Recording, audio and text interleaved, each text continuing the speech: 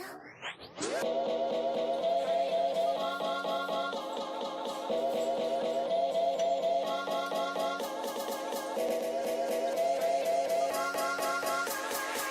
now for my next number, I'd like to return to the classics.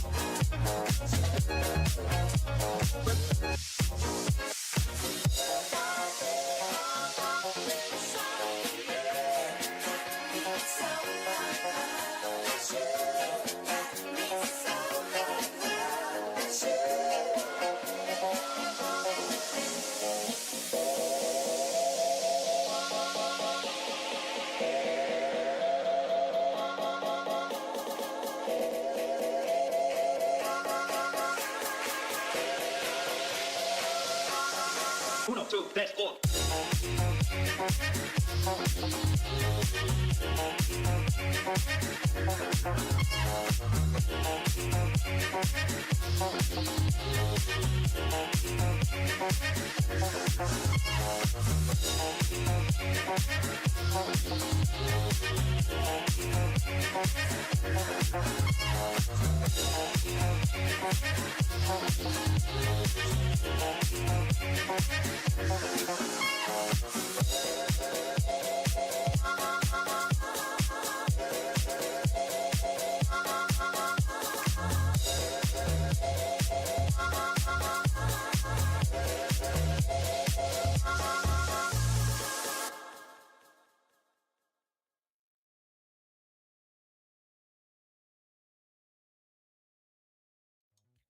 And hello, welcome to stream. Hi, welcome Dumpster.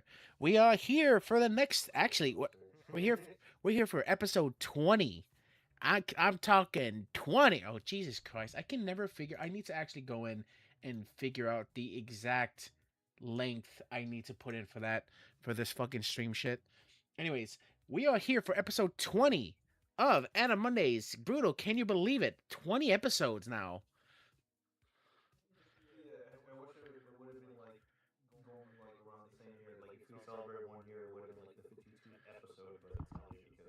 We started a bit late, so it's understandable.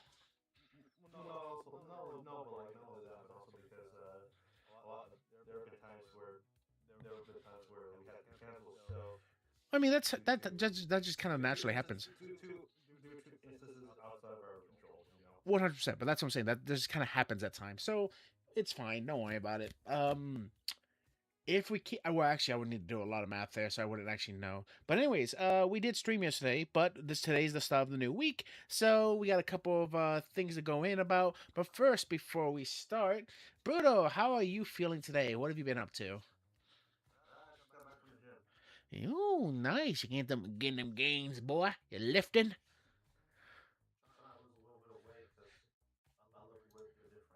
Yeah, we're all trying to lose that weight. I'm trying to lose a little. Oh.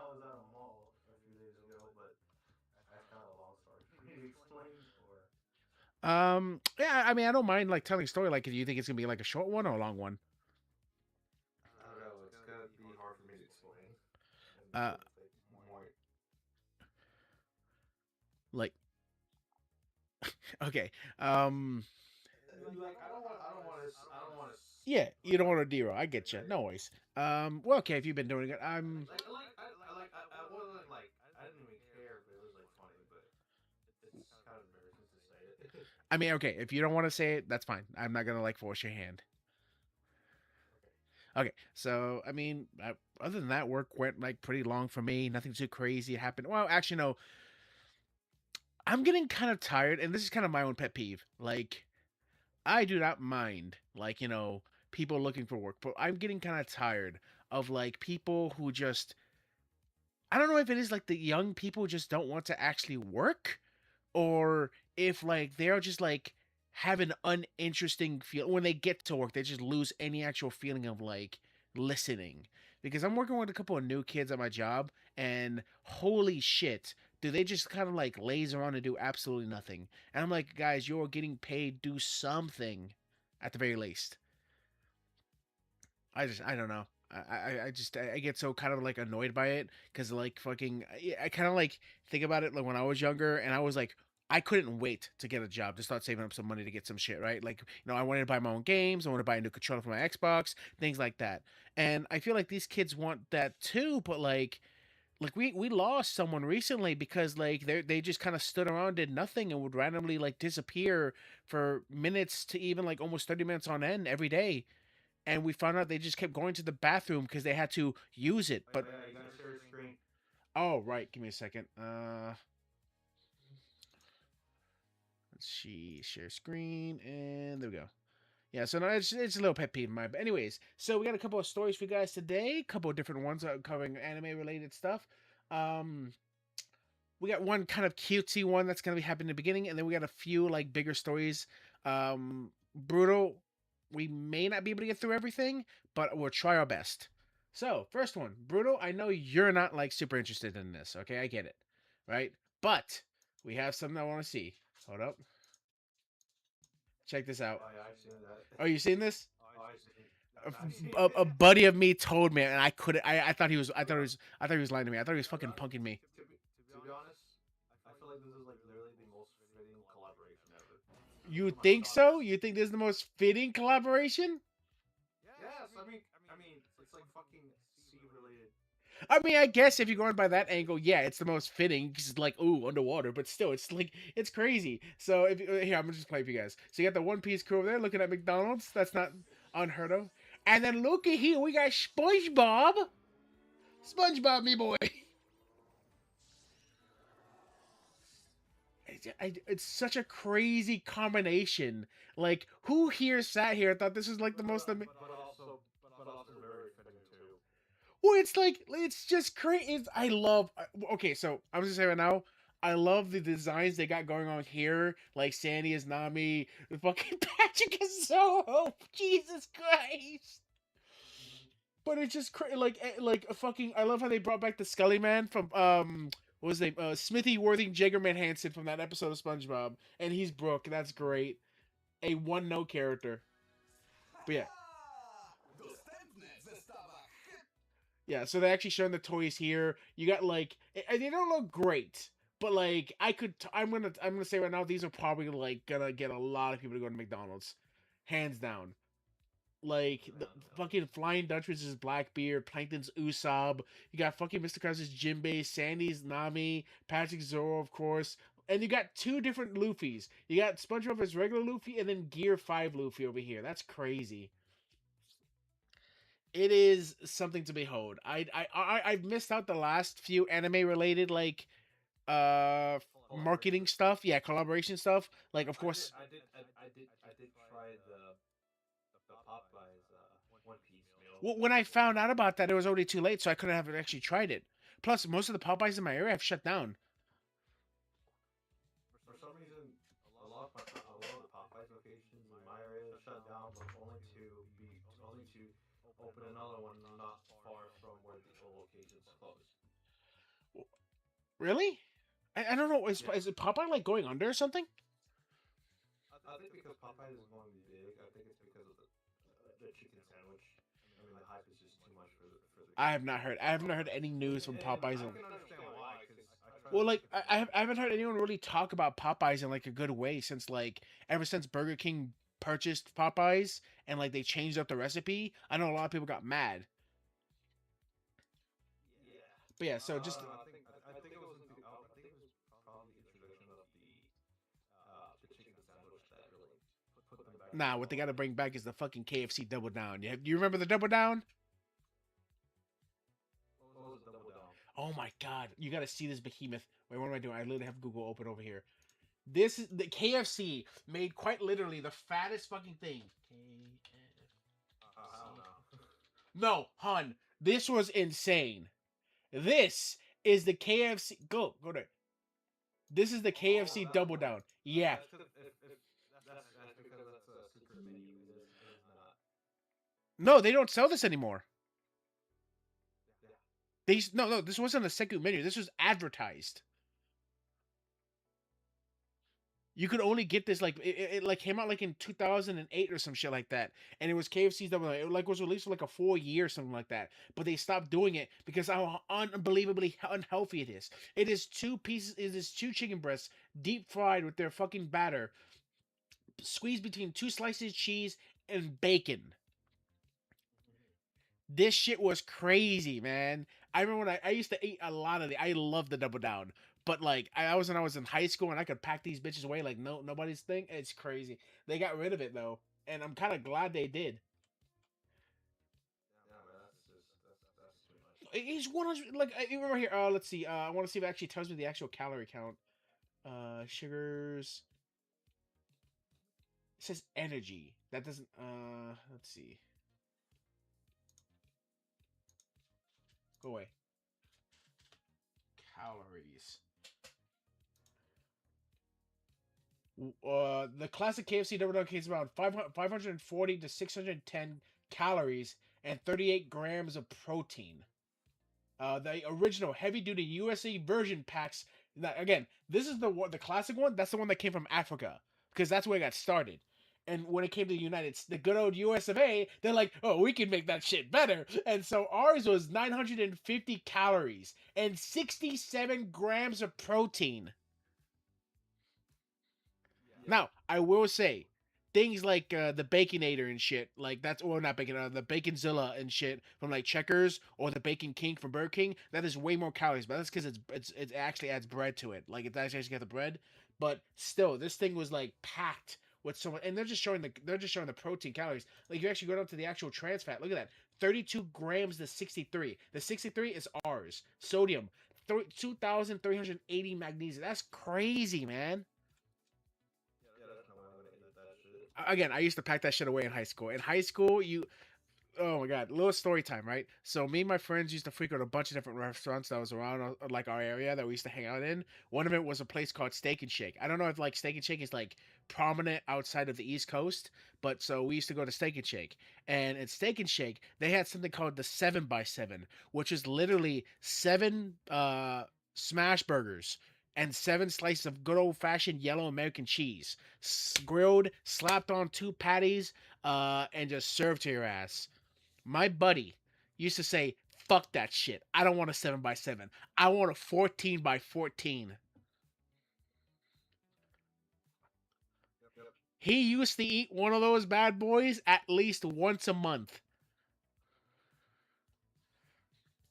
Now, granted, that was again we were in high school. We were like had much stronger metabolisms back then. I don't think he could pack up a 4x4 these days. Maybe he could do a 4x4. I mean, maybe I'm being a little bit too facetious, but I don't think he can even do a 7x7 anymore. I just don't. I don't think he's got it. And if he can, he'll feel like shit afterwards. Nah, I mean, a fucking double with a combo and adding the fuck with regular fries and then adding animal style fries is already gets me full enough. So there's no way I'm gonna eat that Well, yeah, shit. but like in your case, you're like adding like variety of different sandwiches with like potato. No, it's only no, it's fucking it's just a single regular combo, and then adding to the side is the fucking animal style fries. Ah, I see. I don't, so what makes something animal style? Is that just adding meat to it? No, it's adding the cheese and the grilled onions and Oh, so it's like fully loaded fries from Checkers.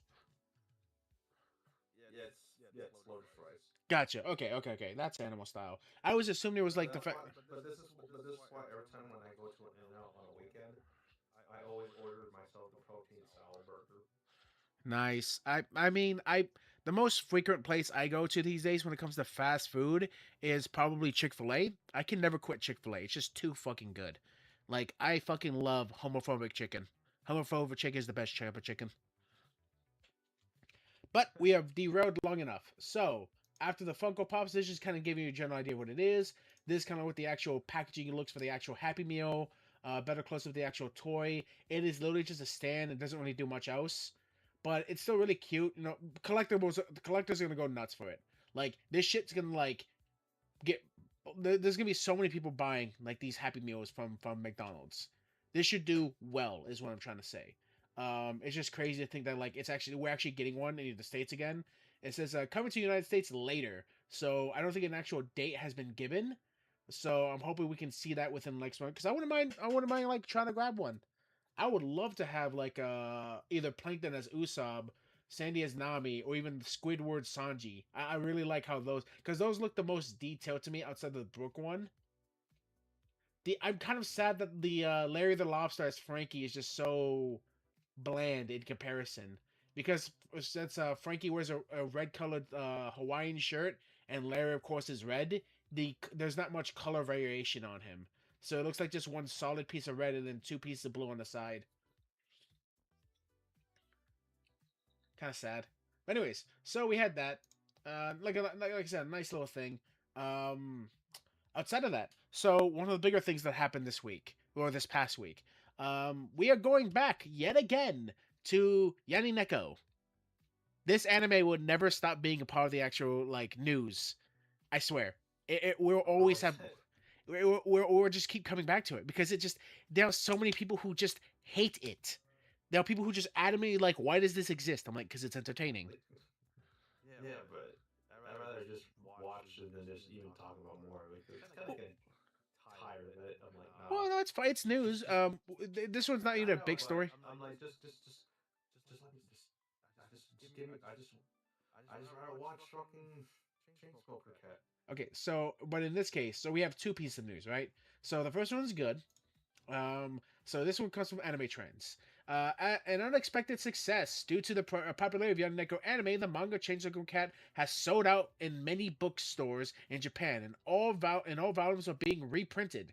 The incredible response, thanks to the anime, has even surprised the editorial department. So I think that's pretty cool. I really like the idea of the fact that like, even though you have all this controversy with it, there are still an active amount of fans who really like this and are going and actually purchasing the physical media. That's always a net positive in my eyes. Because not only does it show the creator that they like their work, it shows the actual company that's producing it, hey, we actually like this and we're willing to spend our money on it. So there might even be more merchandise that comes from Yani-Neko, and there might even be more opportunities for the creator down the line. So that's really good. I like that. And I might be able to get since they're making reprints now of Yani-Neko, I might actually be able to pick up a couple of mangas myself. So we had that bit of the good news. After that, though, we had this on August 16th. This was posted out by Anime Trends. Hong Kong censors Yani-Neko. The anime Yani-Neko has landed a serious legal trouble in Hong Kong, where authorities have forced a well-known streaming platform to pull the series for violating the strict anti-tobacco laws. It turns out the cat spends every episode puffing away at smokes. I mean, that is the point of the actual series. Um, and they even flash real cigarettes brands on the like Marvelous, and which are local law deems illegal tobacco advertising, regardless of the fact that the show is a comedic portrayal of addiction in the most dystopian over the top way as possible. So I got an actual article here on, I believe, yep, Anime Corner. Kind of go into it a bit more. James Cat anime pulled from streaming services in Hong Kong, and portable smoking advertisement violation. A dark comedy anime series depicting the harsh lives of anthropomorphic cat girls, some of whom are dependent on nicotine and other drugs, has been pulled from Hong Kong Animation Crazy studio streaming service. Animation Crazy is an official platform operating in Taiwan internet from Beaumont. What's up? Are you talking to me? I thought you said something. No, I didn't say anything. Oh, okay. Sorry.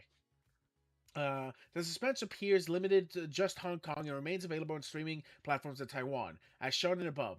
On Facebook, the animation Crazy Hong Kong page shared that it had received a letter from Hong Kong's Department of Health and stating that the anime had violated its smoking public health ordinance section 13B and 14 regarding the online discrimination and of advertisement and dissemination and advertisement of smoking products. Translation: Anime Crazy apologizes for the distributors and asks Hong Kong users to consider applying for a refund through the various means that they believe the rights to have violated. And that's basically it. There's not much to it. They just got pulled from an actual Hong Kong streaming service. Didn't even know about the service called Crazy. Oh shit! Fuck, that reminds me. We might actually have to add something to the segment. I actually forgot about this. It's nothing crazy, but Billy.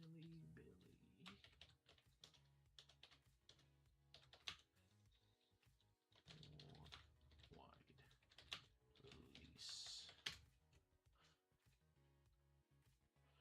Okay.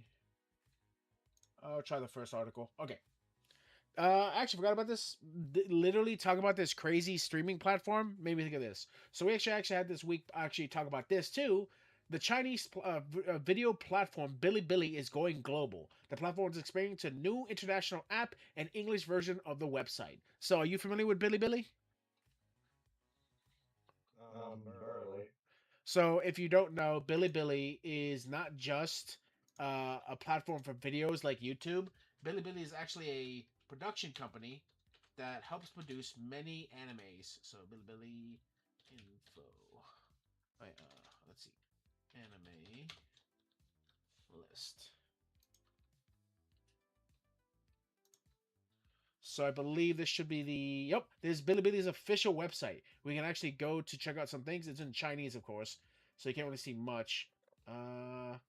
That's basically the platform we can see. But here are the ones that they actually have helped create. Wait, no, let me see. Where the fuck is it? Ah, here it is. My animation show. Bilibili company. These are the ones they've helped produce. I believe Bilibili is Chinese bargain video website leading to productions. No, no, that's not. Maybe wrong on this. Let me double check. Ah, here it is. Original programming. So any of these animes, if you actually know, they've done Daily Life of the Moral King. That is a Chinese anime that they've done. I actually I don't know what they call their animation. That's like basically is a homage to anime. But Daily Life of the Immortal King, that's a very popular one. If you've ever seen, let's see, I shouldn't be on here. The Girl Downstairs, Mom, I'm Sorry, The Detective. I don't think you can actually see these, but I know they've helped produce uh Raja Dragon. I think it's called like Dragon of Raja or something like that. And there's another one. What the fuck is the last one called? It literally just came out recently, and it's like super popular. I think it's something to do with Shadows of Darkness. It's like a detective supernatural thriller series, but they've helped produce quite a bit of animation. They're China's own animes, and most of them have been doing very well in both the West and even Japan. So, but I've only known Bilibili as an actual company for like streaming, for production of anime. I didn't know they were actually a streaming platform. But it says here, Bilibili's China's alternative to YouTube is expanding internationally. Simply reports that the company has relaunched the international version of its video app and on Android and is reportedly counting YouTubers to post content on the platform. Bilibili was technically already my bad, accessible outside of China, but these changes are part of the experimental strategy to get Western viewers posting on and watching videos on the platform. The biggest tweak introduces the company's new app, which also is coming to the iOS, according to X's post. It is removal of identity verification. Bilibili previously required users to sign up with a passport or other ID documented, even if they were posting from overseas to the company main Chinese site. That's no longer required. The moving forward, Bilibili will mix global and Chinese content in the app. Semaphore writes that the company is also hiring staff in Los Angeles, London, Mexico City, Sao Paulo, Istanbul, and Tokyo, and plans to create an English language version of the website to make it easier for video creators to upload videos. So we have a new streaming platform coming out to the West, essentially, to try to compete with YouTube.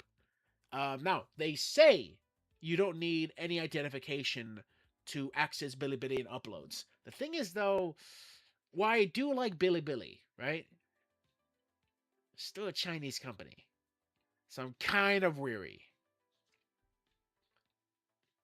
I just Mhm. I don't have a lot of faith in the fact that like my data, like they won't, they're still not trying to take your data. Like look at TikTok. I just ugh. You know for a fact TikTok of course like goes and looks your data information and basically they use that of course to like push and sell products to you. It is just a circular chain of things happening when it comes to sites like that. I mean our sites are no better. Don't get me wrong, but like the difference is like one is an American established like platform versus a foreign one. But again, Mhm. I do like Billy. Like some of the animes they produced, I'm not gonna sit here and say like they're the most amazing thing ever, but they're not bad. Like I really do like one of them that they've helped produce is what the fuck is it called?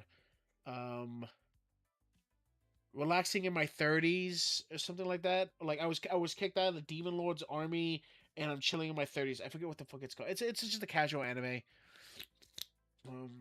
But yeah. Also, I'd imagine because it is a Chinese streaming platform that the policies are going to be geared, even though it's going to be available to Westerners, right? I'm imagining that the policies that it's going to fall under are still going to following the actual guidelines of that of the Chinese like laws. So I don't know about posting there, but to just kind of finish out the article, all of these changes could help Bilibili expand its audience through its uh, audience.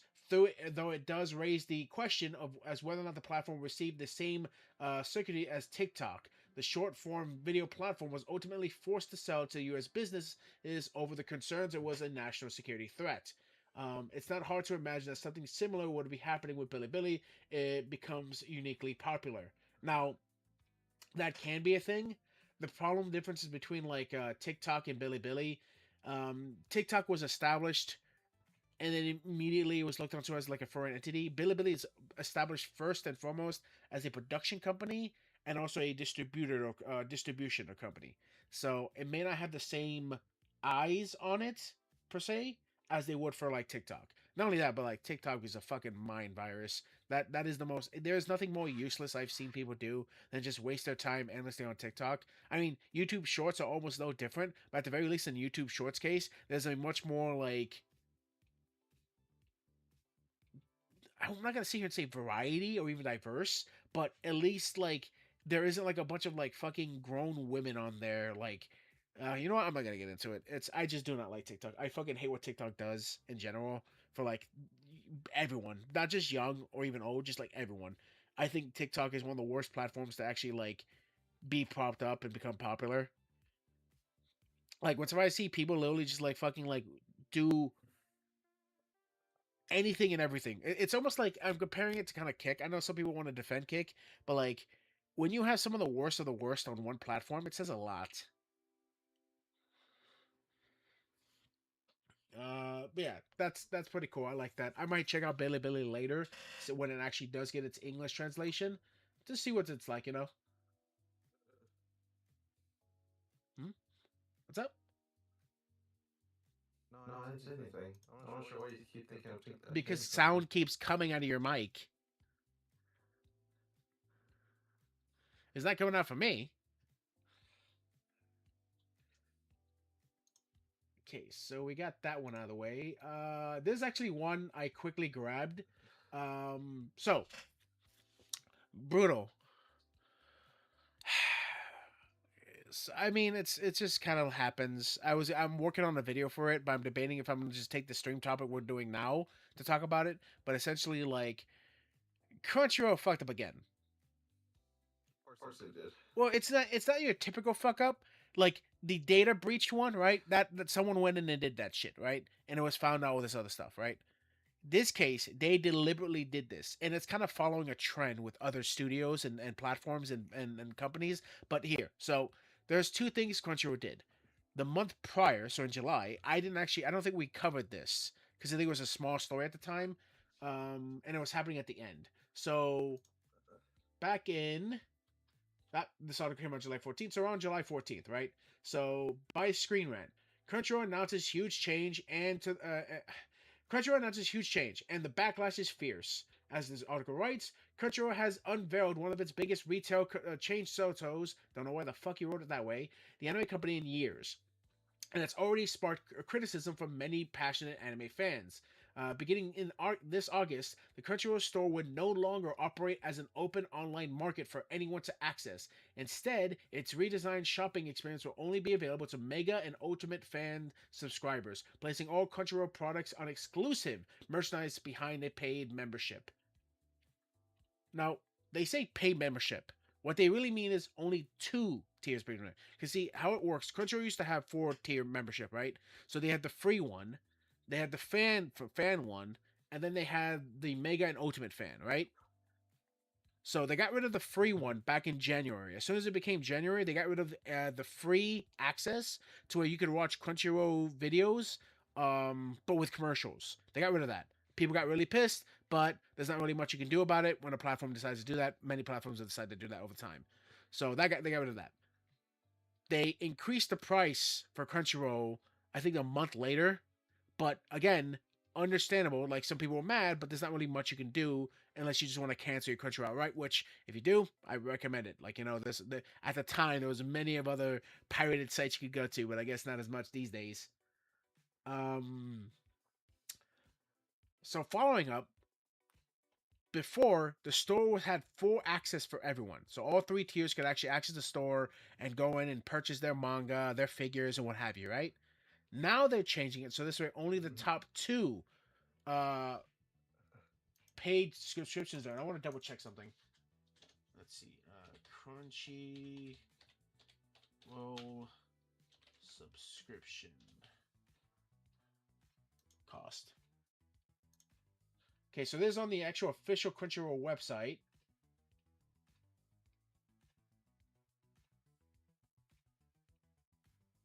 Or it's not going to show me dick all. Let's see. Okay, I'll just use the OpenAI. So the subscription tiers for the pricing, right? So fan, the regular month one, ad free, is $10. Mega Fan is $13.99, and then Ultimate Fan is $17.99. Of course, each one comes with a different, um, because they're tiered. Of course, you get different like availabilities and like things allotted to you because you pay more. But before, all three had access to the store. Now only these two have it.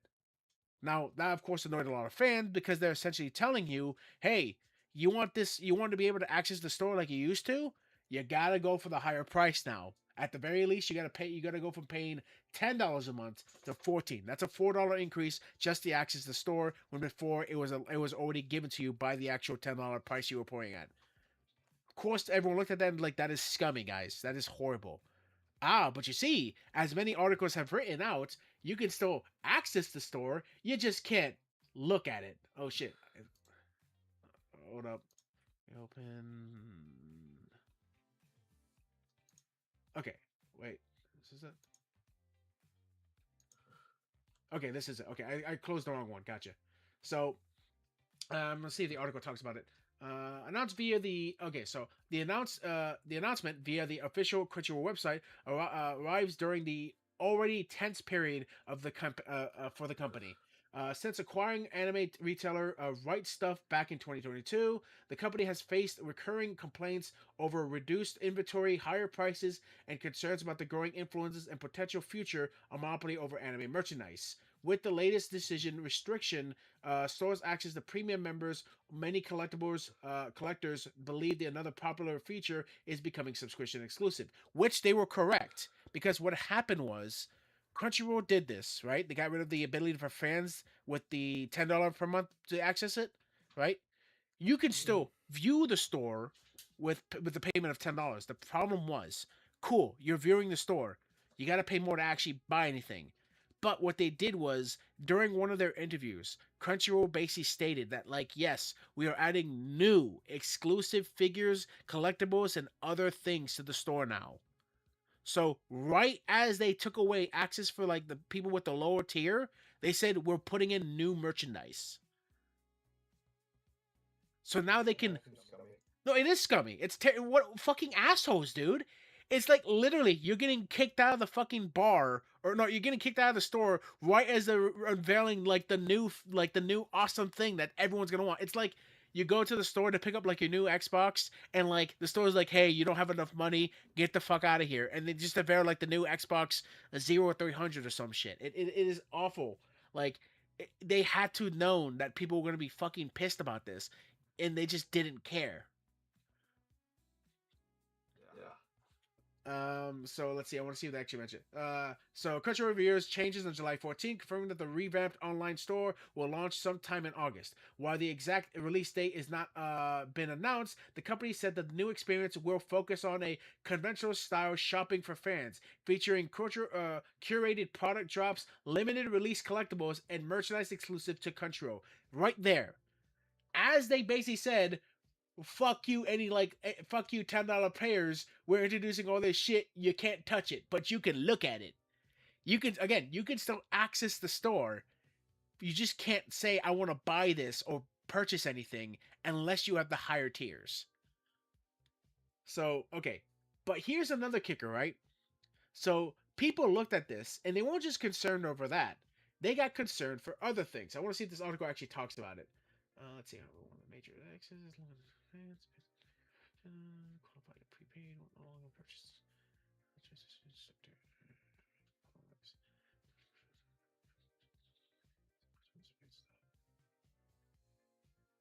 Okay. Okay, I think it does get to it. So let me finish this up. So, however, there's also one major catch. Access will be limited to Mega and Ultimate fan subscribers. Fans using the free version of Crunchyroll, or okay, this is stupid. The free version of Crunchyroll no longer exists, so I'm not sure why they added this in. Or those without the qualifying premium membership will no longer be able to purchase the redesigned from the redesigned store. Beyond promising exclusive merchandise, Crunchyroll has shared few details about how the service will be operated. Before the transition, Crunchyroll is holding a summer sale beginning on July 14, offering 50% off all selected merchandise. At the same time, they introduced a stricter purchasing rule. Effective July 13th at 11:59 p.m. PT, designment items become a final sell, meaning returns, exchange, and refunds are only available if the products arrive damaged or defective. That means if you decide you didn't want the product or the product wasn't the right fit or size, fuck all, you don't get it. Like, you don't get a refund. Again, like a lot of people weren't happy. I won't lie to you. Like, Dicey. no, it is. I won't lie to you. I hate doing like refundable shit through like online stores like this. Um, Kind of like from my own experience recently. I play Magic the Gathering, right? A lot. Shut up. What do you want from me? I like Magic. But yeah, so I purchased a secret lair. That is essentially like this, usually these limited sales that basically have either a new art design for certain cards, reprints in a new design, or IP like crossovers. For instance, one of the secret lairs I bought was for My Little Pony. So a lot of these cards were in My Little Pony design. Yeah, fuck you. What do you I got? was a brony until I stopped being one. Well, I mean, I can't really be a brony anymore. I don't fucking like the show ended. Plus, I wouldn't really consider my brony since the only merchandise of My Little Pony I ever got was merchandise people gave me, and they used to give me that shit as a joke. But because the type of person I am, I don't throw away gifts, so I still have them. I still have like this not body, this like pillowcase my friend got me that has like all the characters on it, and I have two figures that a friend bought me. So, but I just watched the show. I thought it was pretty good. All right, fuck you. It was good Yeah, I writing. watched it too, but Yeah, it was good writing. Who was your favorite? I'd say Rainbow Dash. Why does everyone love? I get it. She's all right. She's cool. She's fine. I guess. That's because at the time I liked Sonic at the time. I get that. I guess. Okay, she go fast. That's why you gotta go fast. Yeah, because I was a little kid. I get that. I was a big fan of both Fluttershy and Princess Luna. But anyways, so to kind of continue with the story, huh? I because everyone loves the cute shy characters. Those characters are always such like the main focus. Now I will say I was also kind of a big Apple stan. I loved Applejack, but that's because I'm like I'm a Southern and I like the Southern like drawl she had going on. Yeah, I think nowadays, if you were to ask me what I prefer, it would be Applejack. Yeah, I like her. But anyways, Mainly because it just it kind of accurately represents the my it kind of accurately represents what my state is. oh well, that's because you come from like the great country land of Texas, man. Cowboys, The cowboy state, Cowboys. indeed. But no, so basically, kind of going back to it. So I purchased that, and I purchased one of those secret lair. Now, for some reason, like they told me everything was all good. You get the purchase right. Usually, on average, it takes about roughly 2 weeks to a month for the secret lair to arrive, unless it's a really popular one that had like a huge sale. Mine wasn't. Mine was sold out, but it wasn't. It didn't get sold out within like the first day. So there was a good time frame they could actually get it on time. Problem was, 2 weeks and a month passed, and the cards never arrived. And I looked it up online through the actual shipping code they gave me, and it said it had arrived. So I was like really confused. So I had to look it up and found out that UPS apparently dropped the package off, took a photo, but the photo they took was nothing. So literally, I was like, guys, where are the cards? So I had to go to fucking their actual website, like, hey, so they dropped off the cards, but they didn't drop it off. I'm literally sending you all the information I have. What the hell happened? And they're like, oh, we're so sorry, like, yada yada yada. Like, we don't usually use this company, but we decided to use them this time around. I'm like, so am I getting a refund or am I getting the cards? Because I actually really wanted the cards. And I'm like, so that was a limited run. So we can give you the cards. It's just gonna take longer. I'm like, how much longer? And they're like 2 months. So not only did I get screwed over and not get the cards when I wanted them, but then I had to wait even longer to get the new ones. And I still don't even know what the fuck happened to the first ones that got sent out to me. Ooh. With that, yeah. So that I don't like using like online stores like that. It really annoys me. Amazon, I'm really good with. I love using Amazon. And you could say whatever the fuck you want. It's pretty straightforward. It is. And like you can say like anything you want about like how the actual company is run and how the employees are treated, right? Yeah, that I agree. That kind of sucks, and I wish it was like a little bit better for them. But I won't lie. Getting the shit I want like in like a day or even like half a day, that's fucking conveniency, right? At its finest, right there, man. And I work for an actual like corporation chain of like of stores. So yeah, Mm-hmm. so to kind of finish it off, the controversial announcement of Crunchyroll got immediate backlash online, largely because it was follows Crunchyroll's acquisition of Right Stuff back in 2022. The beloved retailer, founded in 1987, spent decades building a reputation as one of the largest online distributors of anime, Blu-ray, manga, figures, collectibles, games, and licensed home video releases before being absorbed into Crunchyroll's growing business. Which, again, I get it. It sucks, but that stuff happens. But see, this wasn't the end of it. So right now I'm telling you all about the store and how it's changing, right? Do you remember what just happened recently with Sony? Yeah. Okay, so I'm gonna ask you, what happened recently with Sony? As far as I can tell, the discs. Yeah, so Sony is getting rid of physical media. Like they're basically getting rid of the actual ability for the actual PlayStation. They're halting any production on making physical copies for their games going forward past 2027. So as soon as 2027, no, I think it's 2028. I gotta re-look that up. It's either 2028 or 2027. But let me just double check before I don't want to put my foot in my mouth. So PlayStation will stop making physical games in 2028. Yeah. Just to make sure. Yes, Sony announced that PlayStation blog that will stop making physical games. This all new PlayStation games are starting January 2028. Okay, so technically, still got about 2 years unless something should come of it. Because like I won't lie, fucking they're getting their ass chewed out right now. So Sony, I've never seen an actual backlash work like go on for this long. I honestly thought the hatred for Sony was gonna peter out, especially since we're getting closer and closer to the GTA 6 launch. By the way, that's a controversy. That's something I can't wait to talk about later down this week. I'm talking about the shit that's happening in fucking GTA 6. That shit's insane. But no, so yeah, so Sony has been getting eaten alive. Every post they make has been people on their fucking like YouTube comment section, on their post on X, on their people on Reddit saying like, "Bring back physical media. You guys suck. You guys are awful. Oh my god, you guys suck." Things like that has been getting spammed at Sony. They can't do anything or announce anything new without getting bombarded with people like just fucking like shitting on them. Which again, kudos. I'm all for this. I love the fact that people are like tossing this much backlash at Sony's face. Now, here's the kicker. Remember, Sony owns Crunchyroll. Crunchyroll is now a subsidiary of Sony Pictures. Sony is deciding to stop producing physical media for their consoles. Do you see where I'm going with this? It was announced. Crunchyroll begins massive purge today, removing manga and anime releases.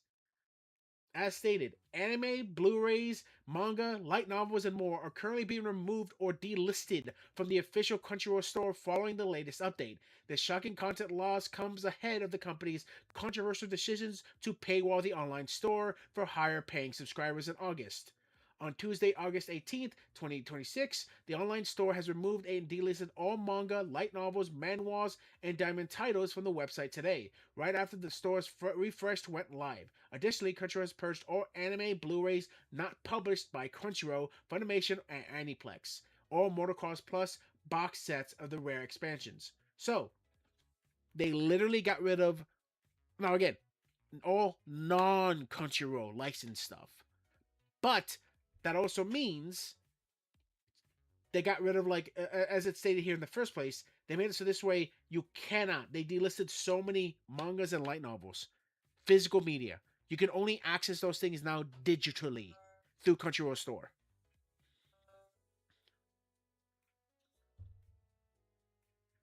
You will own nothing and you will be happy.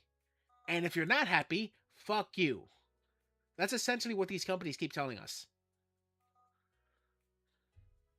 So right here on 18th, it shows manga alerts. Crunchyroll has completely delisted and removed all manga, light novels, manhwas, from their websites following the store refresh and went live today.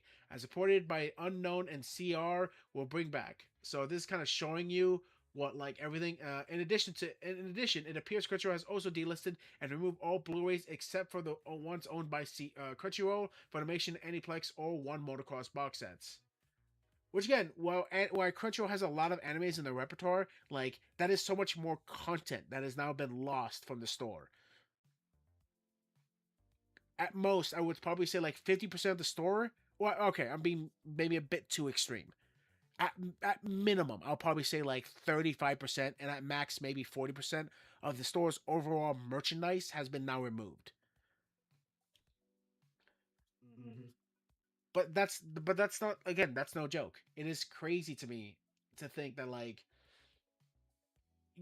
and again, people brought this up. They were worried Crunchyroll was going to be doing something like this. Again, it wasn't just because of the fact that they made it so this way only more expensive users could actually purchase, access, and purchase items from the store. It was the fact that people started thinking, "Hey, wait a minute.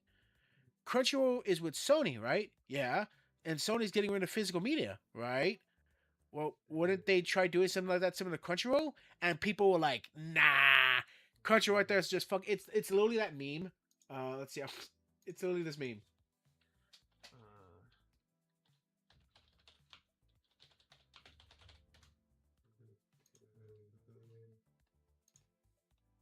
It's literally this. If they fucking let me go to it, Jesus Christ. Yeah, it is. It is literally Crunchyroll. This meme right now. They're the embodiment of this meme. Hey, Crunchyroll, don't you guys own by Sony? Didn't they just get rid of physical media right before the change? Crunchyroll.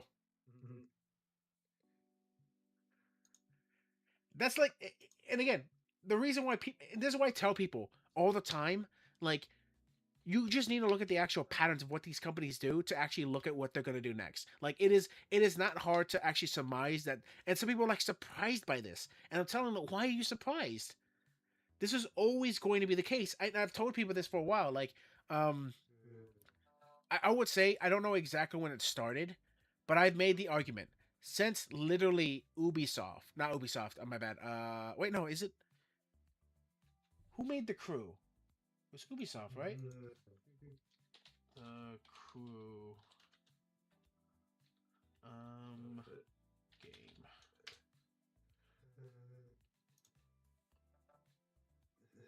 Yeah, okay, it was Ubisoft. Like literally the crew. So ever since like the Crew 2, which was released back in 2018, right? We've seen companies slowly transition away from digital media.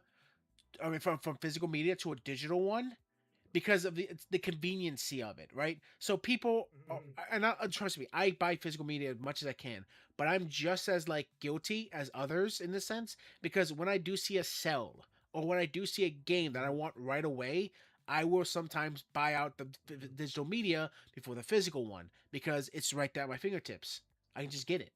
I don't need to worry about it. I can literally go download it onto my Xbox or onto my Steam, and I have it right there and then. Especially on a platform like Steam, where literally you find majority of these games on there, these indie titles or AA titles, they don't have a physical copy. These developers make them specifically for the digital market to sell them specifically on Steam or PC. Like here, let me see. This is probably a great example of like kind of showcasing how it started. When did they stop making physical? Here it is. Literally one of the top searches. So PC games did not stop overnight, but remain the shift away from physical media happened in 2006 and 2010. So some companies started pulling away around that time period for making physical games for PC. And then it looks like the ultimate shift really happened around 2013, 2014. So there's still a couple games. I still own some of my old physical copies from PC. Like I actually own Halo 1 Combat Evolved, Dungeon Siege 2, Guild Wars 2, uh, Baldur's Gate 3, or Baldur's Gate 2 and 1. Like I still own my old PC physical copies. The problem is, like they stopped doing that, and this is kind of like the slow transition where some people started to notice, hey, wait, why did you stop making physical copies for games? And we have things like Steam now. Steam is an open market for digital purposes and has a wider selection now that you can actually have access to. People like makes sense to me. So people really never really thought the fear of physical media going away up until the point where you started seeing more companies themselves taking the initiative and stop doing it. Again, you had companies like Ubisoft, like EA, slowly stop like pushing physical media and pushing more games for digital purchases, especially during their actual like push for their streaming platforms, because they wanted to make their own markets like Epic and Steam. We kind of see that failed, but still. But in doing so, and then like here's where the big kicker was. Because these were only digital games, it was a lot easier for companies to just completely like, hey, we're not gonna continue like updating this game. And then hey, we're gonna take this game off of like permanent maintenance mode to just kind of take it down completely. And that's what happened to the Crew 2. That's how like Stop Killing Games like got really like pushed because Crew 2 was an active played game and the player base was like, "Hey, why don't you just make this game like, like give it to us?" What are you doing,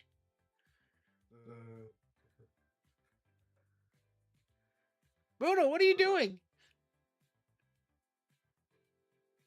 Bruno? I'm sorry, I got a little bit too. Hello? Hello? Oh shit, is the mic off? You know your mic is not working. What are you doing? Are you hearing something or? Yes, I keep hearing you go. Boo, boo. And I was trying to talk past it because I thought you were like sick or something. So I'm like, maybe he'll stop soon. And I just kept hearing in the background, "Bleh." No, it's just singing. You just sing. I too like to sing the Bleh song.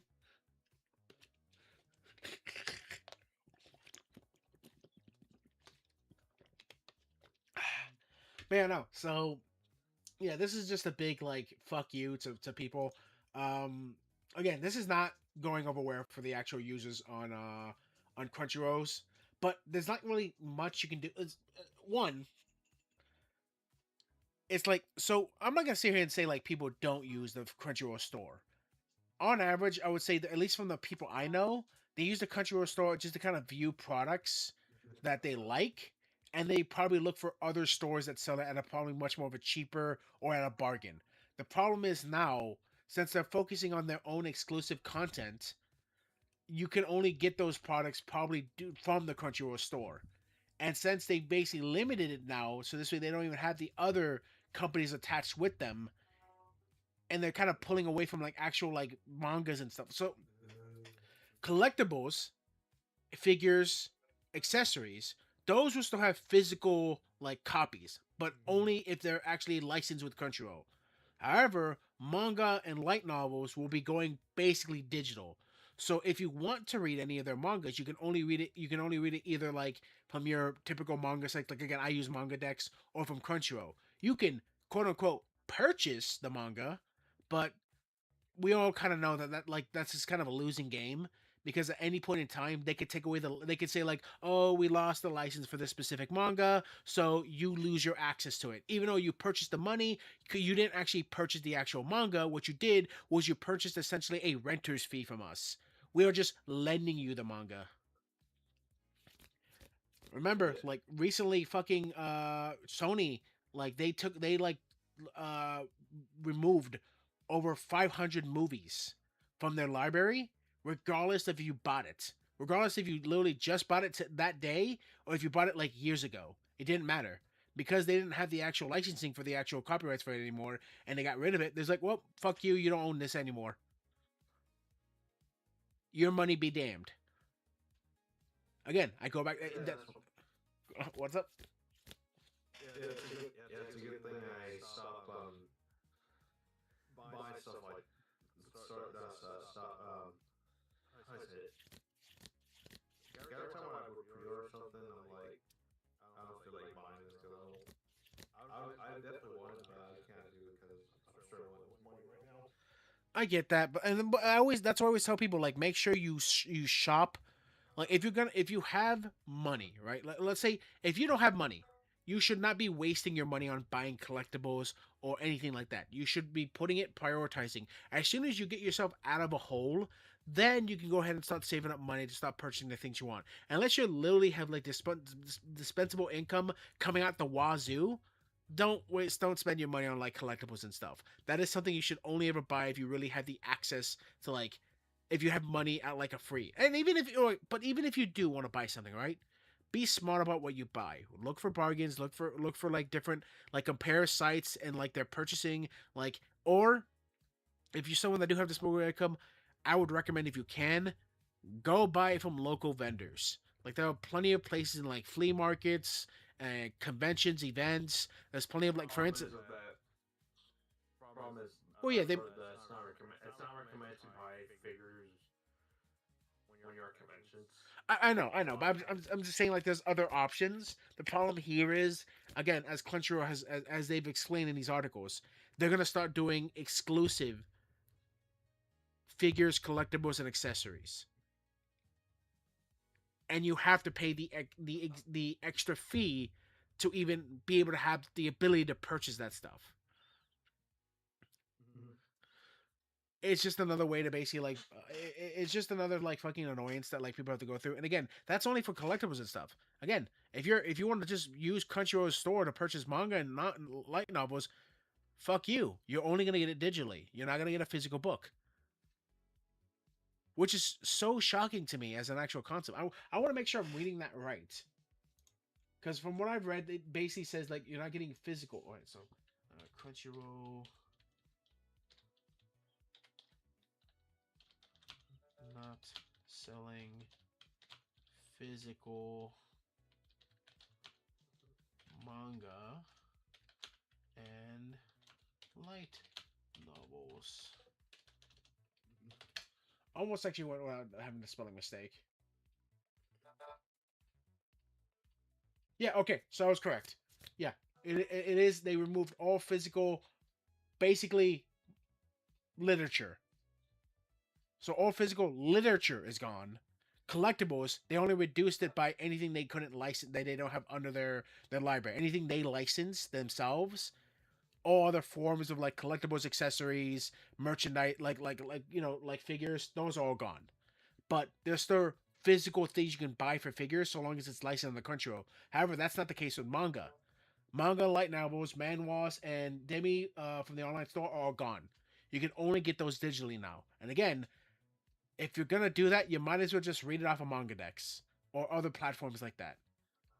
The benefit of buying it from like getting it from like a store like Crunchyroll is not only where you're actually getting like certain Crunchyroll exclusive stuff from it with the mangas, but you were still getting a physical copy that you could hold in your hands. And that's not no longer a thing. Again, I don't know why they decided to go down this route. I can only imagine this is actually getting them less traffic in their store now. Mhm. But yeah, so that's what happened with Crunchyroll. I think this is a stupid idea. I don't. They haven't actually released why they did this. There has been like no announcement made, no reveal, no post. So we don't know why exactly they decided to do this change. But it's happened, and it's just going to continue. You can look forward to like more shit happening because again, Crunchyroll isn't just like removing that shit. For a while now, they've been like removing. They've been trying to be really cutesy about it, but they've been removing animes from their actual library as well. There's multiple animes you can no longer watch on Crunchyroll. Now, I will say there's a bit of a caveat. An anime called 86ers was removed like last year. Apparently, it just got um re-uploaded onto Crunchyroll, but who knows how long that's gonna last. Expect more animes to be removed down the line. Expect for more exclusive content to only be available. And I won't be surprised if they start doing like a limited run, only available to the highest tier of like subscribers. Like if you're a middle tier, someone who's paying $40 a month, get ready to see like them release like, and you can only buy this exclusive hoodie made in the style of like the One Piece Captain Luffy if you own the fucking Extreme Fan or whatever the fuck it's called. It's gonna happen. Yeah. Like companies have been Yeah, of pushing course to. it is. Well, yeah, but like companies have been pushing for a while to get rid of physical media. And what's even greater about like the actual gaming side of things, for a while they've been lying and saying like, well, one of the reasons why games cost so much is because we had to spend the money on the physical media. I'm like, okay, you're getting rid of the physical media now. So does that mean you're gonna go back to charging only $60 for the game? Well, no, that's not what that means. So what the fuck? Same goddamn excuses, man. Again, anytime a company tells you this is the reason why we want you to pay more, never believe what the fuck they're telling you because that's just a clever excuse to use in the moment. And whenever that excuse is gone, they'll move the goalpost. It's not only Sony who's doing it, it's fucking Microsoft and fucking Nintendo too. Nintendo got rid of physical media too. People were saying like, no, they still have the cartridge. I'm like, no, no, they don't. The cartridge is just there as an actual form to just download the security code onto the actual game, and then there, you don't actually need the cartridge. The moment or the cartridge. Technically, you could still use the cartridges and swap them out. Well, no, all it does is you stick the cartridge in, right? It downloads the game, and now you can just fuck up. You can literally take the cartridge out and like toss it, and you can still access the game. All the game is doing is allowing you to download the game. You don't actually need the cartridge inside the system to play it.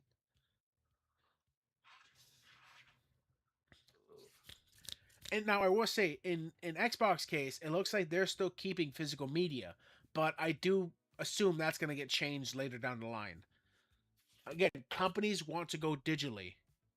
I have arrived. Welcome, Cucumber Doji. Welcome, welcome. We are just talking about Crunchyroll and its many, many, many failings. But we're kind of ending off with that one, that little topic. So no more Crunchyroll. Boop.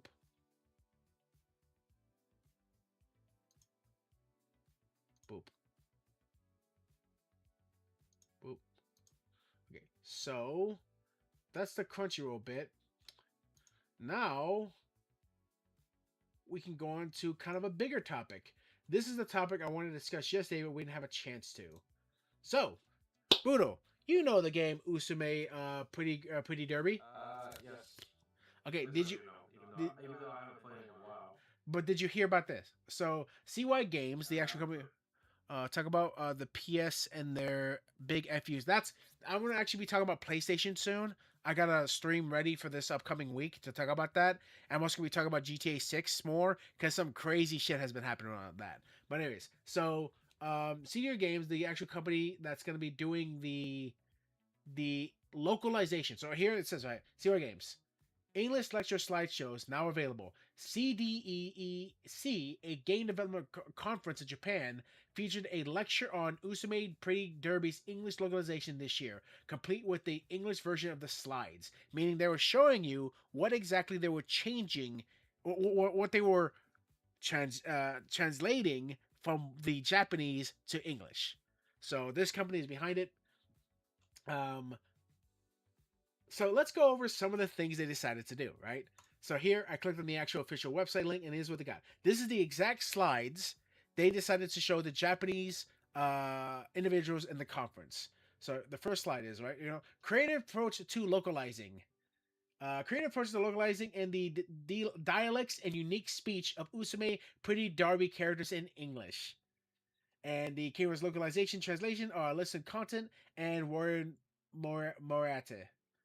Pretty sure I'm not. So this kind of showing you who's behind it. These are the two individuals who are at least talking about it. These are the speakers. This is not everyone that's on the team, right? So, um, role of localizer team. We translate and localize the dialogue and text of Japanese games into target languages.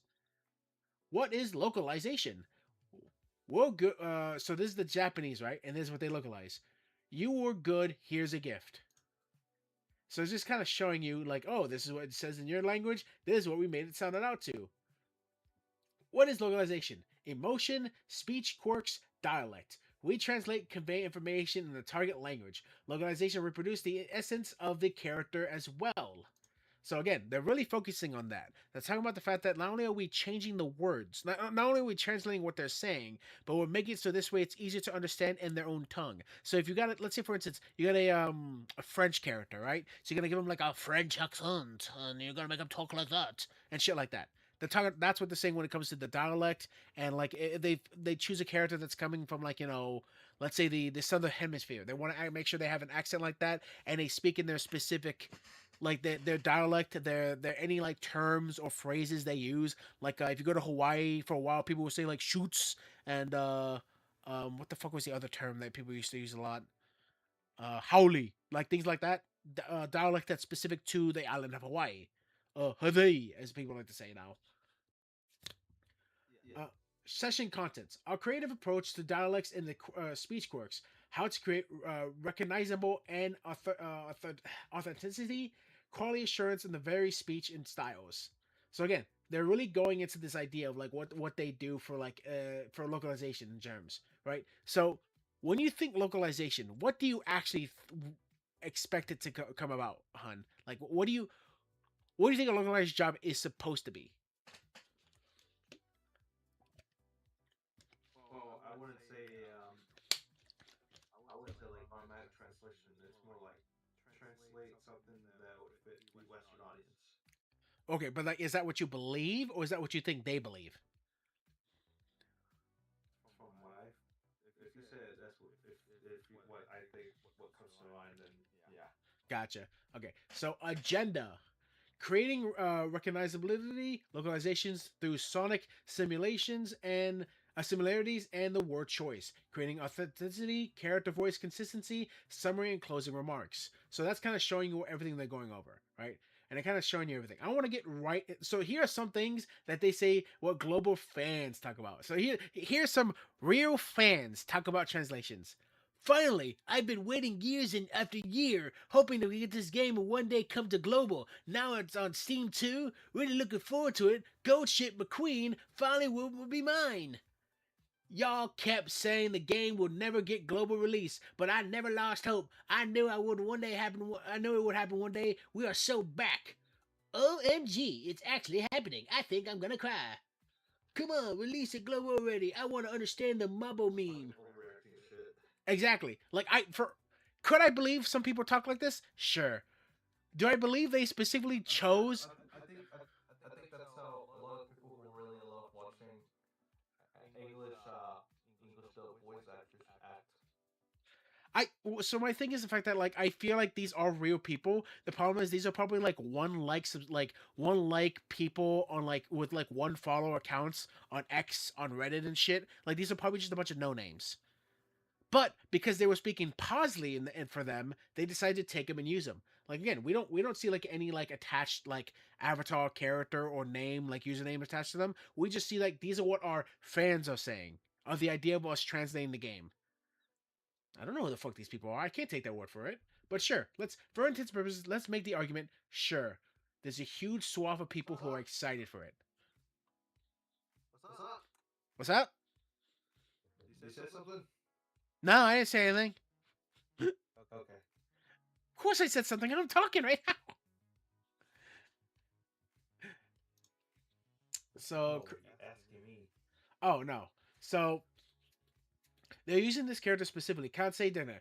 Like her. So her dialect is Southern USA. So that's the dialect they're choosing her because the actual comment for her is okay. So here it says the Kansai dialect is often localized into an American Southern dialect. Usume, as the cast includes characters from the both Kansai and American South, giving both the same dialect would be disrupted worldwide. So this one's so they're just saying these two characters are given the same type of dialect. Similarities of the word choices, recruiting the dialects to the sonic simulation. So here are some examples, right? So they're saying sonic simulators.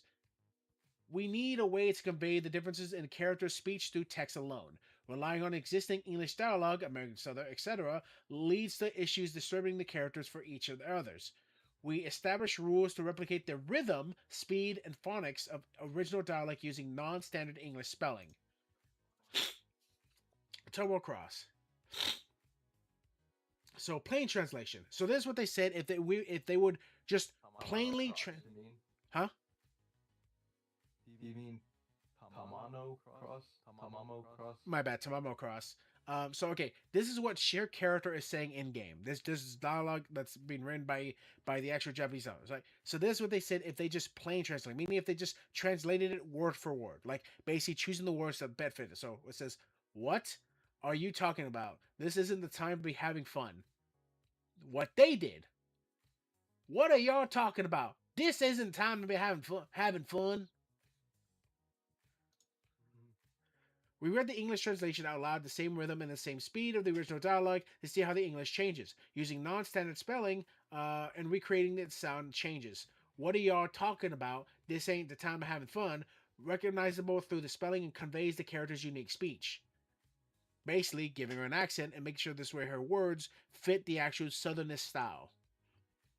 Challenge. Sound alone is not enough to convey the actual depth of the charm of the character. Solution. After researching the character's history, personality, and cultural background, we have considered how it would influence their lexicon. Plain. Okay. Oh, I'm in trouble now. To okie dokie. Oh, I'm in the soup. Okay, that's some fucking over-exaggerated behavior. 110. Who the. Okay. Me and you are both from the South. Like, legitimately. You can't get more South than fucking cowboy. Huh? How do I say it? Okay, I would just continue on. You can't get more South than Cowboyville and literally the bottom of the fucking tier, Alligator Valley that I live in. We're as South as South can be. The only other South you can actually look at is places like Alabama, Georgia, and literally look. Like it's 3 states. We're like literally 3 states away from each other. Exactly, but that's what I'm saying. Like literally, those three states in between us, Alabama, Louisiana, and Georgia, like Mississippi. and Mississippi, literally all Hickville. We are the fucking South of the South. Mississippi Queen. I'm gonna ask you this right now: have you ever heard a single Southern person ever say the words "I'm in the soup"? No. Exactly. what southern I wanted to look this up earlier. Not listen to fucking Mississippi Queen. And you know what I mean. That's such a legendary song. Okay, so just going off of by the actual lexicon data. In the soup, obviously it's because I'm in trouble, right? So I want to know like where does it come, like definition and meaning, like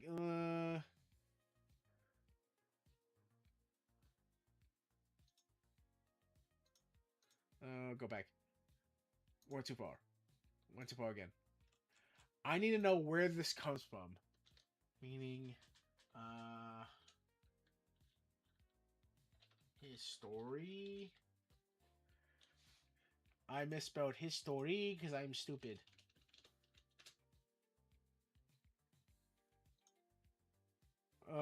Late 19th century, the earliest record using the phrase appeared in the late 1880s. Early civilization documented occurring in the New York newspaper, October 19th, shouting, "Brooklyn is in the soup." During the... It's not even Southern! Man, they're getting all this shit so damn inaccurate. Bro! Okay, you know what? Everyone's like, hey, don't use AI. I won't use AI. Right? Let's look this, let's go, is you go. Phrase finder. I want to make sure. So, in the soup, I'm looking for the definition of the in the soup, unmeaning dictionary. Let's see, I'm just a guest, maybe natural origin, with a sailor falling abroad in the soup. Metaphors, pickle. Okay, I know what it means, but I still want to know its origin.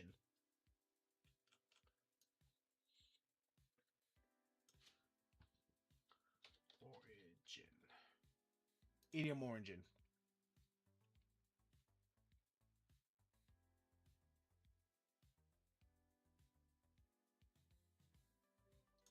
Okay, cool. Okay, this is another definitional one. I just want to know if they actually can tell me. To be in the soup is an idiom that being trouble. Okay, but like,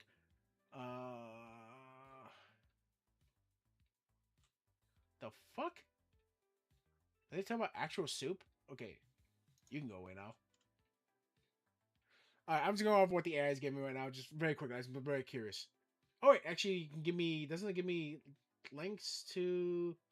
Oh, but it's just give me that extra use. Oxford references. Here we go. My computer's being kind of slow and it's kind of disturbing me. I'm hoping everything's okay. Oxford references.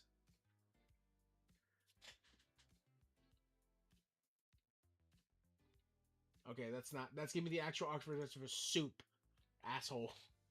So the idiom of it means difficult situation or in trouble. Of course, the time and place expression of the arousal of the United States during the late 19th century, becoming a common in English slang in the 1900s. The metaphor. Okay, I know what the salient idioms. Ugh. So it's not really giving me a strong like origin point. It's just telling me where it is. But again, this is became a popular phrasing in the 1900s. This is what are you? I know some colloquial terms and some idioms like stand the test of time that we still use to this very day. Like again, like of course, like can't have your cake and eat it too. Uh, give don't kick a gift horse in the mouth. Things like that, right? These are idioms and phrases that we have kept strong since like wherever their origins came from, whatever point. I've never heard anyone ever say "I'm in the soup." One, right, and two, just from what little bit I've looked up, it doesn't look like it actually comes from a southern place.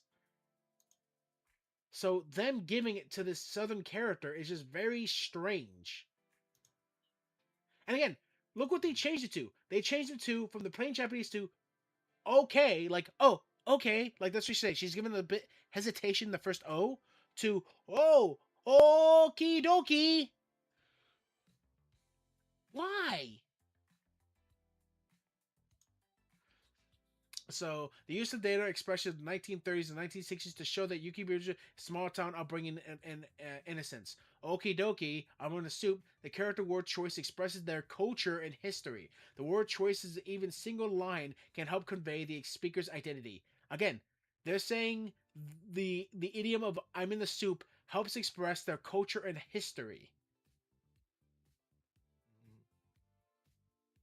So they added it in to express that with the character instead of doing the just traditional translation of I'm in trouble. So, character authenticity. A character's speech in English needs to have a much more charm and flavor as it is in Japanese. The research of these charms of character and surroundings are making the voice authentic to in real life. So, plain translation for Annie's digital says, "Ah, this is amazing." To Cyber says, "Ah, the fan service is unreal."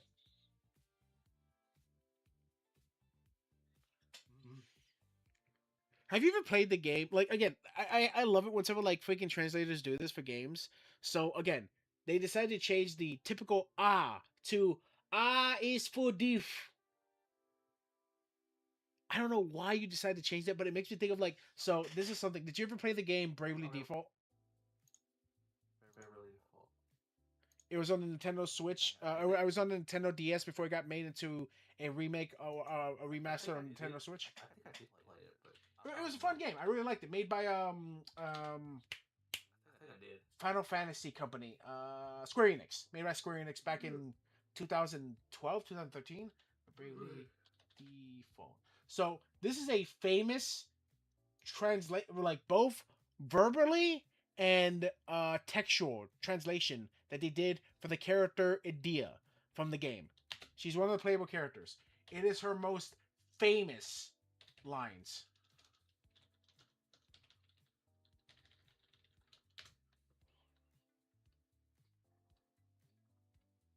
I want to make sure it's got it.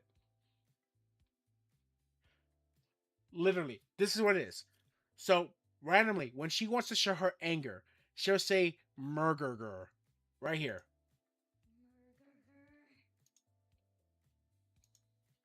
They added that in to give her character. So they emphasize the "murger." So randomly, she'll be having a conversation with someone, and when she gets heated, she doesn't say what she gets mad about, or she doesn't even like make like a huffing noise. She'll go "murger." And again, it's these thought process that these people have is that how can we give this character already more character and traits that they already had before than they had before? And this is one of their thoughts. They do this constantly. So, find the platforms the otaku character is likely to be used. Shape the character's speech patterns and expressions that the people on the platforms are actually using. So, because people on online, meme culture are saying things like, "Oh my god, that's fan service. Oh, fan service is icky," or shit like that, they decided to add that into an idiom for her.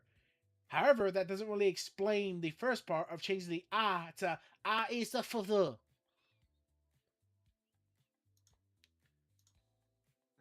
Challenge. Unlike Otaku Kochu, this is the one that really made people lose their shit with this sliso. So it says, challenge. Unlike Otaku culture, Gyaru culture is not. What does that have to do with it? Huh? Don't even mention any generation. What the fuck does this have to do with it? I agree, but like, listen to it. Unlike Otaku culture, Gyaru culture is not very well known outside of Japan.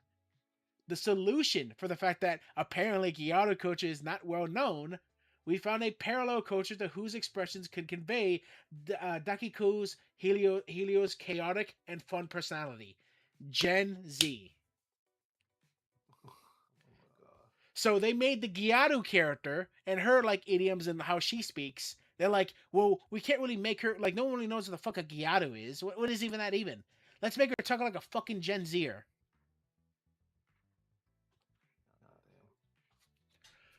Bro, if this was 2014, 2015, I might have agreed with you. Right, there aren't many Gyarus. However, we're in 2026. There are so many Gyaru characters that are popular. Fucking Mirin from My Dress Up Darling. You mean Marin? Yeah, Marin. She's one of the most famous Gyarus. That anime is extremely popular. She's Because it's centered around a Gyaru protagonist. But that's what I'm saying. How many animes have you seen lately where the actual protagonist is a Gyaru? Not a lot. What do you mean not a lot? There's been so many lately. I've been seeing. No, I'm saying there's not much Gyaru protagonists in the half, but now it's already a lot more. Yeah, I would say I was saying like ever since like 2019, 2020, I've been seeing a huge uptick in Gyarus because they become extremely popular here in the West because people fucking love Gyaru characters. Mhm. Not just as characters, but as like actual like fucking like uh for fan service. People love Gyarus. Like hell, like just recently, like there were like I think if you go to Crunchyroll's list, 3 of the most top popular animes of this season have Gyarus in them. Yep. That's why I love me some Gary too. But that's what I'm saying. Like Gyarus are extremely popular. Like again, if this is what they were saying a decade ago, hell, I'll even let them have like 7 years ago. I might agree with them. I wouldn't agree with putting Gen Z as like the fucking um vernacular you want to go with, but I could see your perspective. Gyarados are so unbelievably popular now. They're in so many different forms of anime. So many different. Like, there's actually being put and made into games now. Their actual aesthetics being put as characters for like love interest games and fucking dating sims. I mean, it's hard to resist them. It's so damn attractive. Exactly. But like here, going back to this. So I love me, an anime called we are polar opposites. So there's a anime got released last season. You and I are polar opposites. It's a love interest anime, right? The main character is a Gyaru. So Suzuki, I want you to hear her. I want you to hear her English and Japanese dubbing. So okay, so this is kind of give you an idea. This is what she sounds like Japanese.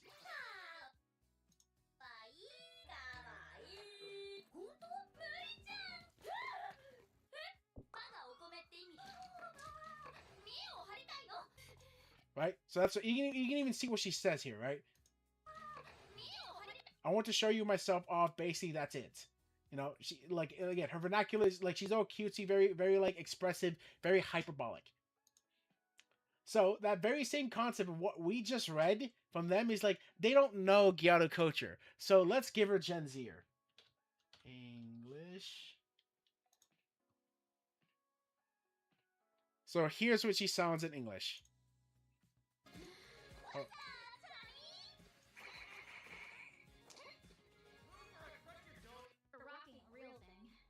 Oh, hold on, listen. Why don't you just use falsies? I generally prefer rocking a real thing, but I'm fighting the good fight, so whatevs. Any thoughts, Doc? Can you hear it? Yeah. Yeah. So they decided to do exactly what they're doing to Usume right now with her. And she's not the only character. There are multiple like slice of life romance animes that are getting this treatment, especially when it comes to the Gyarus, because they feel like it perfect. They think Gen Z perfectly encapsulates their vernacular, perfectly encapsulates a Gyaru specifically. And I'm like, no.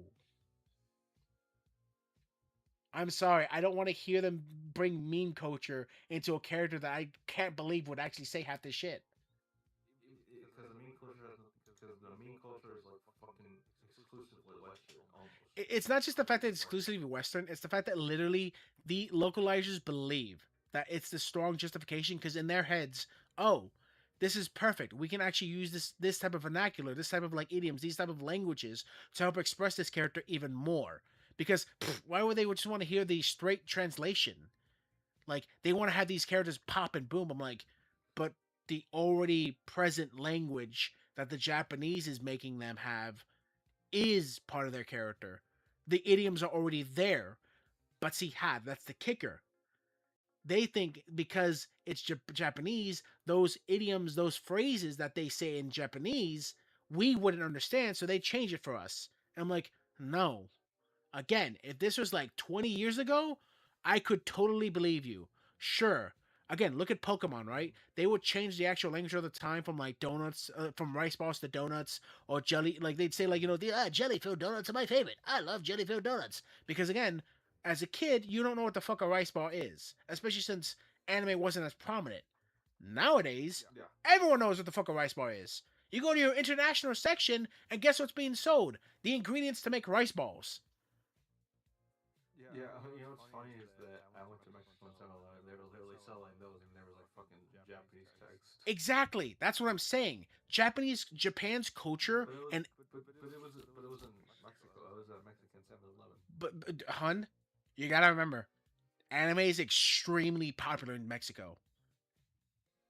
Like there is no bigger weeb culture, especially for shonen, than that of like Actually, Latin America. Latin America is extremely popular, especially with shonen. Shonen is so popular in Latin American countries. Like again, Dragon Ball Z is extremely popular in Mexico.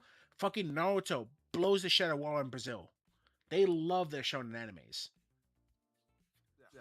And that's what I'm saying. Japanese culture is starting to influence so many things outside of its little country now, especially here in the West. I've made this argument before, where our actual Western animation culture, we don't really have an identity anymore. There is no strong identity when it comes to animation here in the West. You know what it does now have? They reference the shit out of anime. They love drawing their characters in a kind of like anime cartoony mixture. They love using a lot of their like jokes and like fucking big headedness in our jokes now. We have taken a lot of their culture when it comes to animation, and we've been embedding it in our own. That's why a lot of the characters that are drawn in Western style in Western animation now look so vividly the same, because they're just kind of mimicking each other. They're going to the same school of animation and doing that. Go back to the 90s from shows like Ed, Edd n Eddy, Powerpuff Girls, Johnny Bravo, I Am Weasel, Cow and Chicken. None of these shows looked anywhere close to being the same. You couldn't point to a single show in the 90s and early 2000s and say, yes, that show looks just like that show. I can do that all the time here now. But yeah, so literally, I don't understand this. This is like the dumbest thing you could ever say. No one knows Gyaro. Everyone knows Gyaro Kocha now. If you're an anime fan, you know what a Gyaro is. Obviously. Well, I've known Gyros for a long ass time. All right, but like again, as you've gotten more into the actual culture of anime and like Japan's culture, you understand what a Gyaro is now. And probably didn't take you that long to actually understand what it was. Exactly. So creating authenticity. So this line of text, they say plain text. That's a great idea. Why not go even further and make it a pretty rainbow curry? The city games don't hate. Let her cook.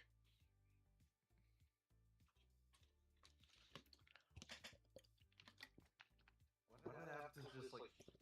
Why is side news just like probably explaining this, expecting that everybody is gonna give a positive reaction? Because again, to the actual people that again, remember they're presenting this to an actual Japanese like studios. They're presenting this to the actual people who went to this convention.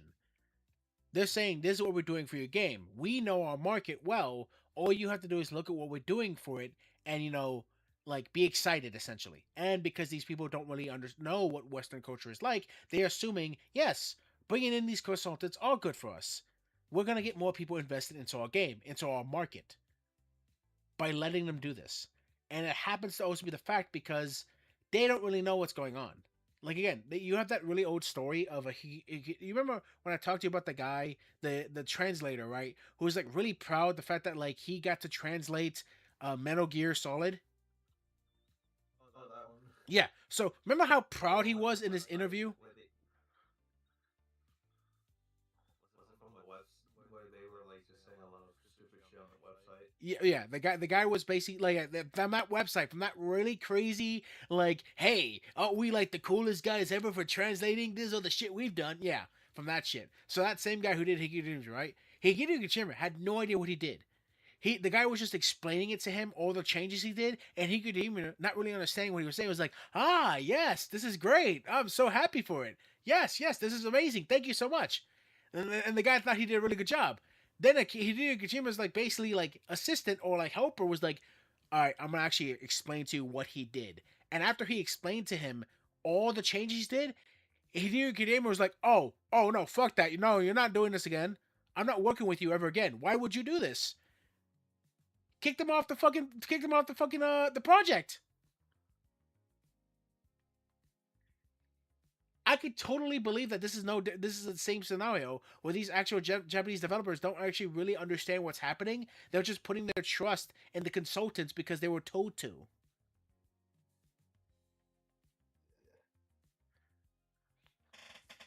So because of that, this is kind of like the ending of it. Like it's kind of showcasing you. So like, to kind of go back to this, right? So this was shared by a well-known English voice actor. He even put in his fucking bio, Neil Broadley, Saga localizing director. So he wrote, saw some hullabaloo about this, and frankly, there's nothing offensive here. It's obvious geared towards an audience with little prior knowledge about localization. Some of the stylistic choices are not ones I would make myself, but the internet outrage is unwarranted. So we have so many people like coming in, like of course Madam Stanley, like she comes is like, you once again the problem you don't get to decide if one culture element is similar to another, and then erase it because you think the demographic you are doing this for is stupid as you. People like you belong in a blacklist of Angu language position.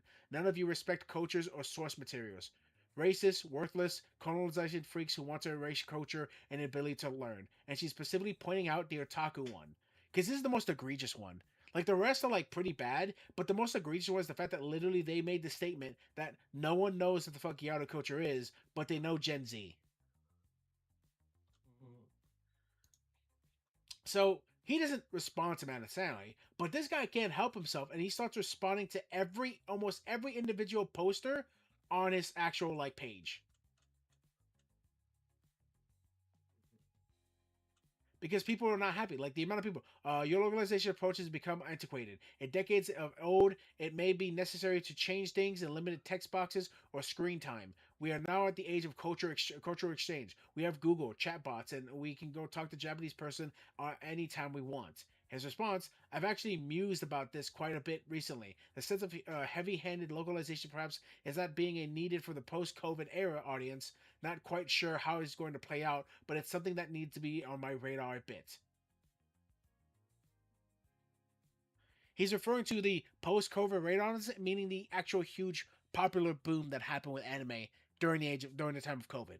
Because remember, whenever COVID happened, there was a lot of people who were locked indoors and they couldn't leave, so they had to figure out what the fuck to do. That's why so many games became popular, like a lot of like cooperative or like multiplayer heavy games, and why anime got a huge boom because people were getting fed up with our current market of the Western things, and we weren't actually developing so many like movies at the time, like fucking Thank God I watched anime before 2020. exactly. If you didn't watch anime before 2020, holy shit, dude! Like you got to experience the true hardcore culture of otaku culture in the West. Like that shit was open and available to everyone, but like no one was a giant narcissist about it. Like no, there weren't too many assholes in the actual culture of it. It was like probably the last years to get bullied because of anime. Yeah, Well, exactly. even from my experience, because I want to say well, around even from my I want to say well, around even from 20. my No, yeah, no, I I'm got saying made fun of it too. I got made fun of like hell. Like I remember no, I'm saying that for me it was a difference because I never got bullied for liking oh anime shit because no. because I was in animation class. We always had like an after school club. No, yeah, it took a while for that for me. When I was a kid, like I remember like Naruto had just come out like So about a yeah, couple. like around my school, around my high school years, our group, I wasn't around with a bunch of weebs, so Yeah. yeah. No, I mean I hung out with a couple of weebs too, but like for instance, like when I was in middle school, Naruto had just come out. Like, I think it was in seventh grade. Naruto had just come out like a few months ago. They were on like the beginning of the tuning exam. And I guess like it was starting to become really popular for here in the West, Naruto was. And like I guess some kid like really was happy because in on the whiteboard he decided to draw the Hidden Leaf Village symbol, right? And so me and my friends walk into the classroom and we see it, and like immediately I recognize it, but everyone else doesn't know what the fuck it is. And my friend in front of me goes like, "What the fuck is that?" I'm like, "Oh, it's the Hidden Leaf Village symbol." And my friends turn around to me and they gave me this look of like, "Why do you know this?" I'm like, "Oh, it's from an anime." And like, I shit you not, the level of disgust one friend gave me was earth shattering. I never felt so low in my life in that moment. I think I was like 13 when that happened. Again, I never really got bullied, but I definitely a lot of my friends like thought less of me for watching anime. It wasn't until around high school that I started meeting other people who were into the medium, and most of them are still my friends to this day. But like during my early years of like middle school, oh hell no! If you were into anime, like you were considered like a freak. Games were kind of there, but not really. Like most of my friends that I had, like where they thought anime was kind of gay, like they loved video games. Like things, of course, like I think at the time, like one of the more popular games we were playing were like places like Madden, and FIFA and shit. Like, cause these are like cooperative games you could play with each other and stuff. But like overall, like they didn't really like too many single player games. So like I was over there playing Oblivion, and they were out there playing like I think like things like Halo 2 and Halo 3. Wait, is Halo 3? Yes, Halo 3. But yeah, no, just kind of end this off. Is that it's that like let's see to here it is. This is the last post I saved up. So Anarchy mods, I've seen them around kind of bit, but they got really like they got this post pretty popular. It's got over almost 50,000 likes. I mean, almost 50,000 views and almost 3K likes. So what they said was, localizing mind virus ruined Japan anime game. They clearly said Gyaro culture isn't known outside of Japan, so replace it with Gen Z slang. Nobody asked for this shit. Fire all the localizers people and blacklist them forever. Real Japanese culture is supposed to stay the same. You cannot just make things up and try to erase Japanese culture. Message to all localizers: you have zero IQ and go back to working for McDonald's. This is one of the more popular posts, and I really wanted to showcase it because like I'm not exactly expressing that same feelings, but yeah, I think it's about time you guys put the fucking fries in the bag because again, your guys' kind of days are numbered. The more companies are wanting to use AI these days, the more and it's not just the fact that like companies want to use AIs. You're kind of forcing companies to use AIs at this point. Like so many localizers or just people in the actual like genre of that medium of localization, voice acting, all this stuff, they keep trying to pull a whole aspect of like we need to unionize and we need to force like Japanese companies to like follow our demands because they need us. I'm like, no, they don't. They don't need you. They don't. As soon as AI gets much better than what it is now, your guys' job is gonna be a thing of the past, and you will have no one to blame but yourself. You guys put yourself in this position to be out of a Yeah, but job. you can't. Yeah, but the problem is like a lot of these people supporting these shit are like very anti AI. Right. You can be anti AI all you want. That means dick on the grand scheme of things. AI is coming. AI is going to happen regardless of what you want it or not to. It's the same way that these same people, and I know for a fact it's the same people because I've seen their accounts, these same people used to make the argument, why are you so upset about like, machines taking your job? Just learn a new skill, asshole. I'm like, okay, why are you so mad about a machine taking your job? Just learn a new skill, asshole. The thing I don't get is just I don't like when people abuse it too much with AI, especially because I'm seeing videos of people going to state fairs and oh my god, it's like the most. When you see too much AI shit, it just looks very unpleasing to watch. I mean, hell, from all the videos I've saw, all this AI stuff, even with the food advertisement, it makes me want to vomit. I'm not even kidding. I'm not disagreeing with you. I do think people are oversaturating the market of like images and stuff with AI. The problem is that like you have to accept that this is kind of a thing. Like you can choose not to look at it, but you have to at least accept that AI is going to happen. But the problem is that when you're just going on a family and you're just like, ugh. Right, and again, that's your own personal thing. I'm not arguing that. I'm just No, but the problem is like it looks so horrendous. Like it's gonna look horrendous for you too when you start going and seeing all this slob. Hun, I already Literally, see it.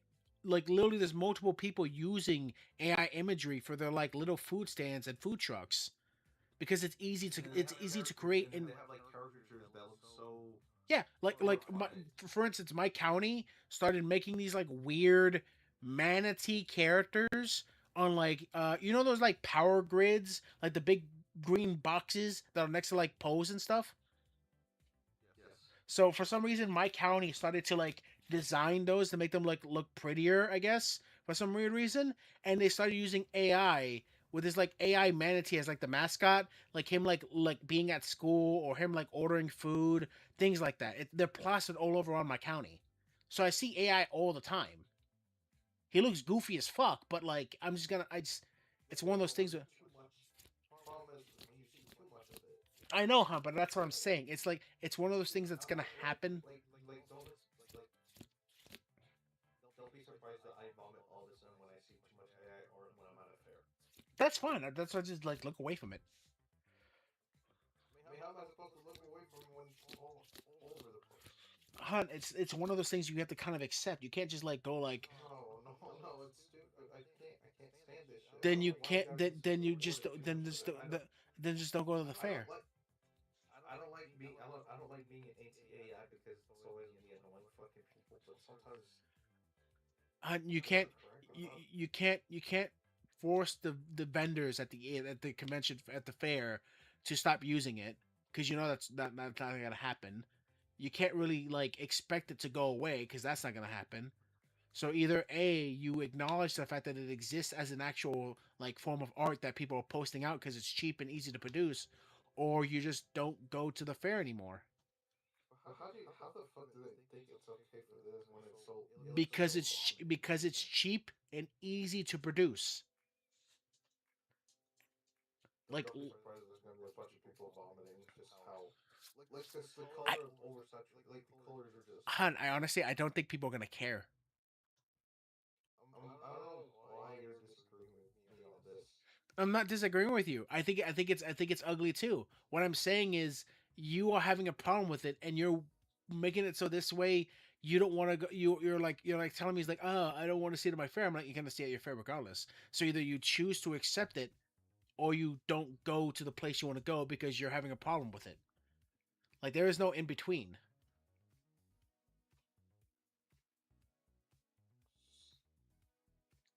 I don't like sounding like I'm anti-AI. You're not going to sound like you're anti-AI. Just literally you have a preference. You don't like the fact that it's being produced all over unless literally something happens in the next like few years that like I don't know. greatly reduce It makes me thankful that I'm commissioning artists and not do all of this, not deal with this shit. then just commission artists. There you go. Just fund people then. I don't see an issue with that. But anyways, that was the last story. I have nothing. Well, I do have one more thing, but we are cutting it kind of close to the 2 hour mark. So I think I'm gonna end things off here. Um, I got a couple of ideas for stream this coming week. Of course, I'm gonna continue Dark Souls. And of course, we got like I have some planned stuff for the future with me and my roommate for more magic content. But first, I want to make sure I get everything organized, and I want to try to have a mic splitter so this way he has his own mic, so we don't have to worry about like our voices not like coming through perfectly. And I need to figure out like a good mixer, sound mixer for the actual audio, because for some reason the video we were reacting to last time, the audio came in really low for some reason. I don't know why. But regardless, um, that's about it. Brutal, is there anything else you want to say before we go? Goodbye for now. Goodbye for now. So that's it gonna be for me. And as always, guys, no matter what time it is for you guys, no matter where you guys in the ward, I hope you guys have a good morning, a great afternoon, a beautiful evening, and a blessed night. Stay safe, buddy. See you guys tomorrow for some Dark Souls. Bye.